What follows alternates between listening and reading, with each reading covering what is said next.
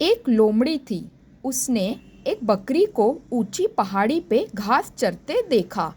लोमड़ी को उस बकरी को अपना शिकार बनाना था, इसलिए उसने चालाकी से बकरी से कहा, अरे बकरी बहन, नीचे की घास चरो। नीचे की घास बहुत स्वादिष्ट है, तुम्हें बहुत मज़ा आएगा खाने में। तब बकरी समझ गई कि ये लोमड़ी उसे अपना शिकार बनाना चाहती है, इसलिए बकरी ने लोमड़ी से कहा, अरे बहन, तुम्हें मेरे खाने की चिंता है या अपने खाने की? अगर आपको ऐसे ही दिलचस्प पपेट शोज देखने हैं तो मेरे चैनल जिक्स पपेट शो को सब्सक्राइब ज़रूर कीजिए। धन्यवाद।